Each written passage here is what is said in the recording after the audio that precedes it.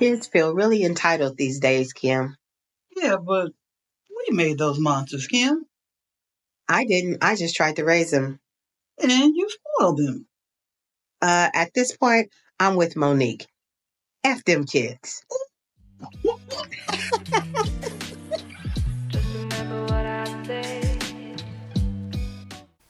Hi, everyone, and welcome back to another episode of A Juicy Podcast. I'm Kim, I'm Kim. and today we're going to talk about. What are we talking about today, Kim? Dating. Oh, did she say dating? Dating. Dating on and offline, past and present. Mm.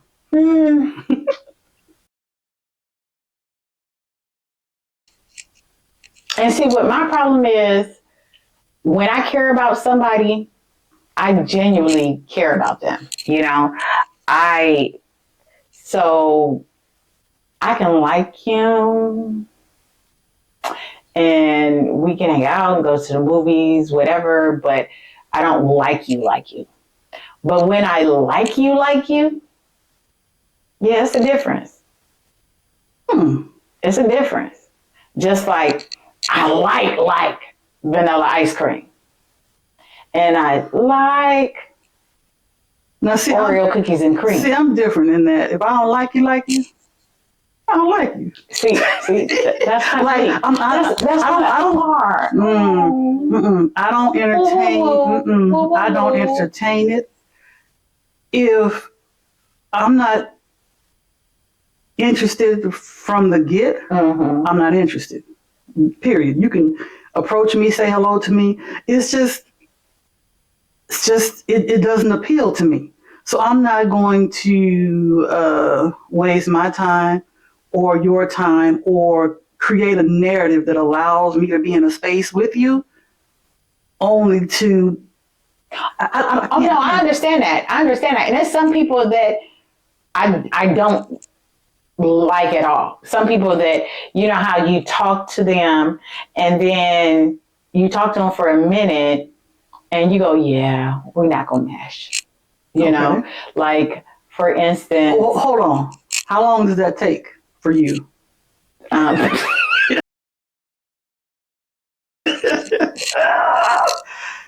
me tell you about it, guys. Wait 2 seconds. Okay.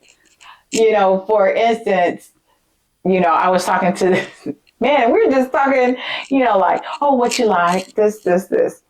And then he asked me about restaurants for whatever reason, like what type of restaurants I like. And so I started naming a few. And then he, and then he cut me off. That was another thing I didn't like. Every time I started saying something, he would cut me off. And then he started saying, yeah, I like this restaurant. He started naming all these different restaurants, right? And like chain places. Okay. And I was like, oh, okay. But what restaurants do you like? And what I mean by that, compared to, let's throw out some names, a Sizzler or a Denny's compared to a Fleming's or a Ruth Chris or even,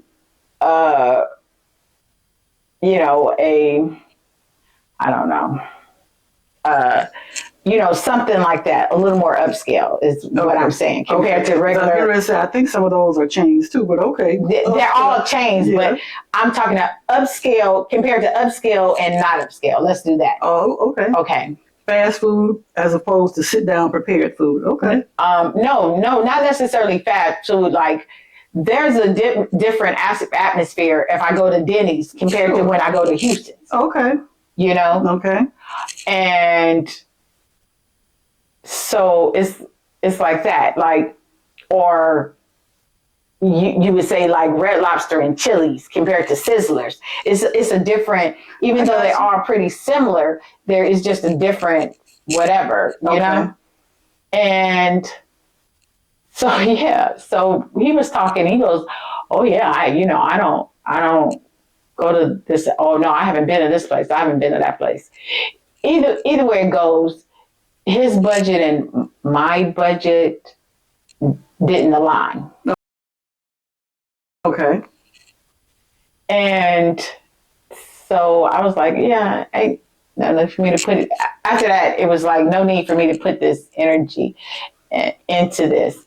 And he politely cussed me out in this big old long text message. But okay, so was it solely his palate, or were there other things in the conversation that, because budget wise, you can put your money together for an occasion if that's not what you normally do. No. So there's other parts in the conversation. No to what you first said. I don't have to put my money, because I can go to Fleming's. I can go to Ruth Chris. I can go to Houston's. I can go here. I can go there. At 57, yes, I'm 57. Don't I look good? Watch out. Okay. At 57, I don't want to have to budget myself because of you. Either you can meet my budget or you can't. Okay, so there were other things. if we working in a relationship, yeah. Now, I deal with somebody that I'm not necessarily, I would like a relationship, but we're good friends, and I think that's what keeps me interested in that person, because they're a friend to me. I feel a friendship, like a kinship to them. Okay. And I think that's what ties me to that person, is that friendship and that kinship I feel towards them. So if the person with the kinship didn't have the same budget as yours, then what? They don't. And I don't. So then I asked you, were there other things? But the other person, but see, it's a difference, because that other person is trying to get to know me, and they don't have, if I'm not looking, I am no longer looking for a relationship from that person. That's why I still talk to other people. And the other people I talk to, no, they got to be on a game. They got to be on the team up here. Okay, I'm confused. Hold on. Let me. So when you were talking about the first person who was doing the Sizzler chili type of restaurant thing, I asked you, were there other things in the conversation that were kind of a turnoff besides the restaurant thing? Because I think that type of thing is adjustable. You can but it's not. Hold on. And then I said to you, how the person that you feel a kinship or some connection to, if they didn't have the same budget as you said they don't. Right. So how are they allowed that space as a because that's why I'm trying to get you to understand. The person that was talking about the restaurants, he don't do other restaurants. This is what he do. Mm-hmm. And then he was talking about a fishing tournament or something, and how many hundreds of dollars he was paying for this fishing tournament. I said, but you can't feed yourself better, but you're talking about paying hundreds of dollars for a fishing tournament. So yeah, it was just a no for me. Now the other person, like I said, I don't know, it's a tie. Okay. I feel. But you said his budget is not like yours. No. Okay. But I feel some sort of tied. I don't know what it is. I can't. Okay, so explain it because or describe it. So is his budget a little less than yours? Yes. Okay. Hold that thought right there. Mm-hmm. So again, it goes back to me saying you really didn't like the first dude that much because you weren't willing to make adjustments for his budget. No. Hold on. I didn't even get a chance. Hold on. First conversation, kid. It was over. Because there were other things. Because if he can spend hundreds of dollars for a fishing tournament, he has the means to go to Ruth's Chris or Crustaceans or Maestro's or wherever. He has the ability to go. His palate just says, hey, I like this. So there was something about him other than the restaurant. That might have been the catalyst, but it was him. That's the difference, because he got the money. It's not about the money, obviously. If he can spend hundreds, right? I asked you, were there other things in the conversation? You didn't vibe with him, you wasn't liking him. the restaurants might have been the thing that caught your attention, right? But you ain't like him like that. No. Okay, fair enough. But But it wasn't. But it wasn't the budget though. So don't blame the budget because, okay, talking about dating, right? Mm-hmm. This generation, you know, the whole thing online about don't take me to Cheesecake Factory. Okay, cool.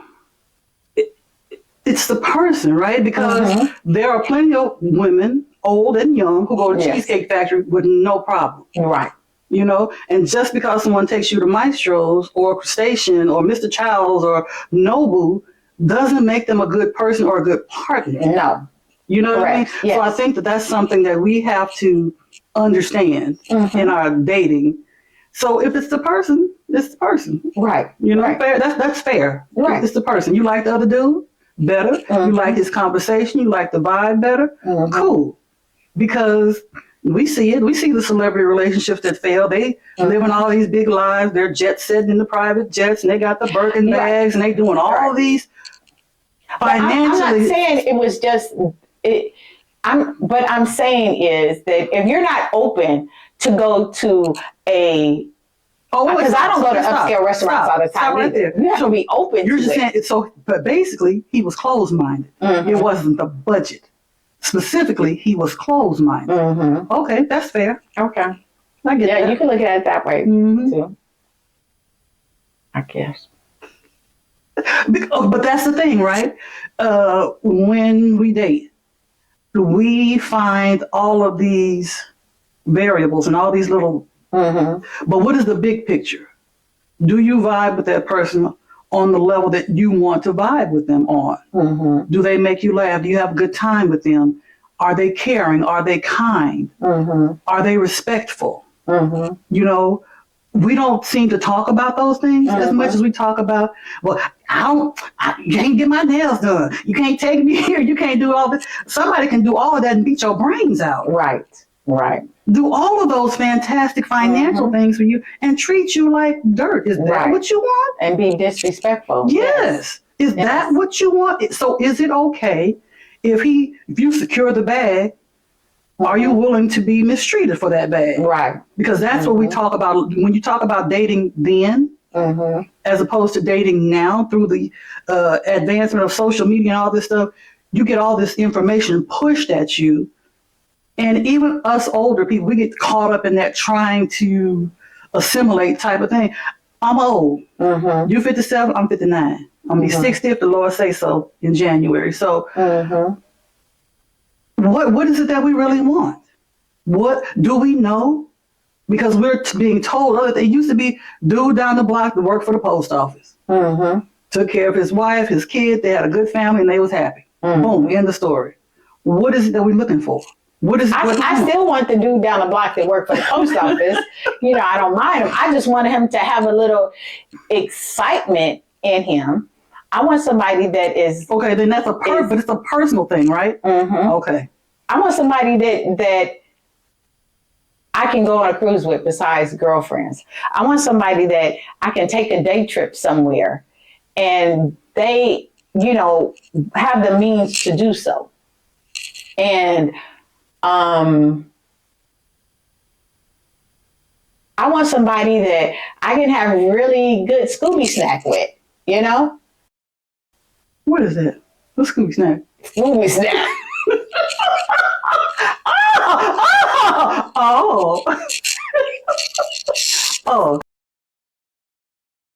Scooby snack. Okay. You know? Because I still, you know, occasionally like the Scooby snack. Okay, so we're talking about dating. Okay. Focus, Kim. Your past and present. And so I have all these questions all the time. What does that look like for us? Like, do we know? I remember a long time ago when Michael Bazin had a radio show in L.A. I think he was broadcasting out of KJLH or something.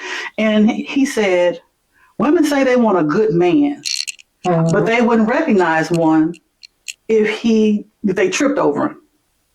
And so it made sense to me.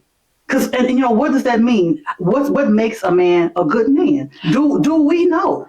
But see, men's the way men look at good men and the way women look at good men is different. Just like the way men look at good women and women look at good women are different. Our views of that are different. How so? Because they see a good man as necessarily somebody that is probably this super provider, this, that. He's working, he's doing this, he's doing that, he's, so quote unquote, taking care of home. Okay. But a lot of women,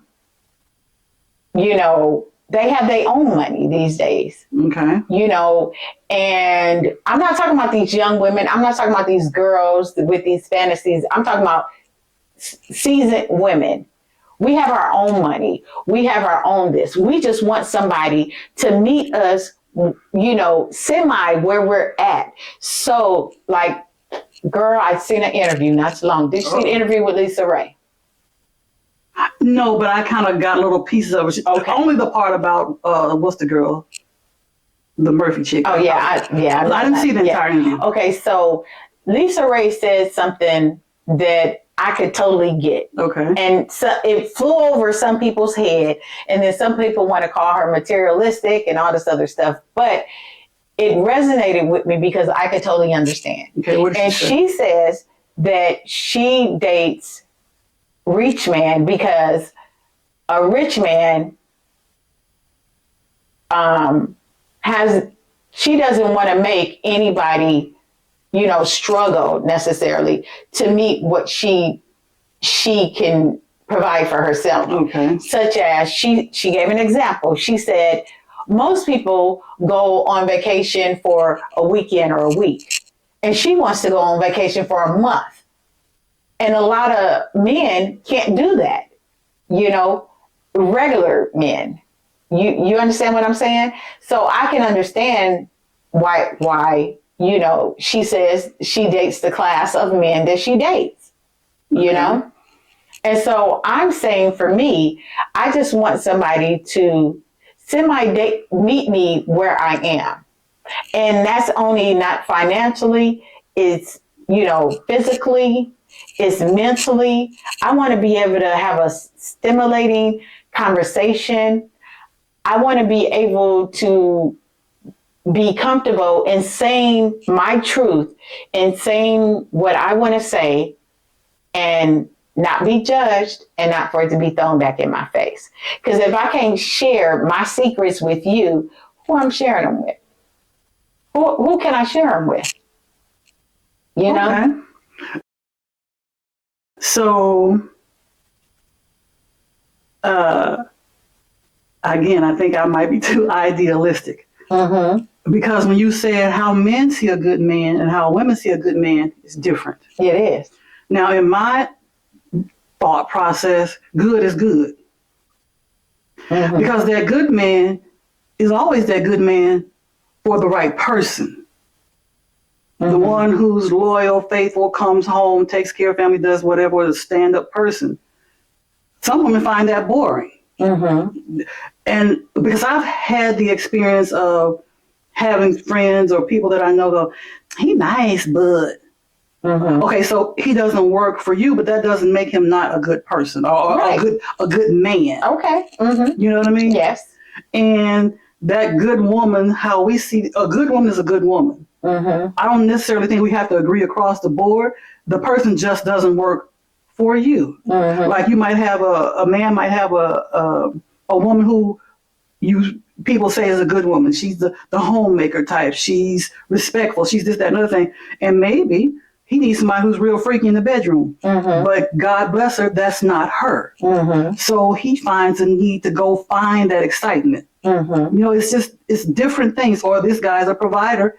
He don't go out and dance. The social scene is not his thing. Mm-hmm. He's kind of a homebody. And the woman is outgoing, a social butterfly. So there's that, it don't work. Right. You know what I mean? So I think that good is good, but you have to know what the good is for you. And I can agree with that. I think that's why the things don't work. I don't think it's a budgetary thing. I don't think it's a culture thing, like he's wined and dined, and he's done this and that. No, what works for you? I can Because agree with that. Billy Bob down the block, who only do barbecue, might be the life of the party for you, Right. and it works, Right. and y'all happy, and people trying to figure out what he not, and she not, and they not, but it works for them. And I think that for me, that's the thing. I think this whole talking about dating, Yes. then and now, we place a lot of, everybody's blaming everybody. Nobody's taking accountability. You ain't the best. We all got some nasty in us. Yes. You know what I mean? It just depends on whether or not a person brings out the best in you Right. or the worst in you. Right. But That's true. you have to know. You have to know yourself and not do or go by what you think society or social media tells you. And so I think that maybe I'm idealistic in that way, but that's what I believe in my heart. We keep complaining, we keep blaming, but what kind of work are we doing to fix it? You know? So that's how I feel about dating. Right.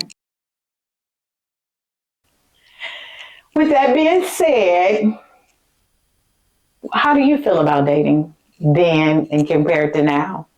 Is it too materialistic? Are people too focused on the wrong things? Or do we just not know what we want? I think that. You think that? I think that. So, with that being said, please go ahead and leave a comment, like, and subscribe. And we would love it if you shared. Yeah, go ahead and share. Go ahead and share.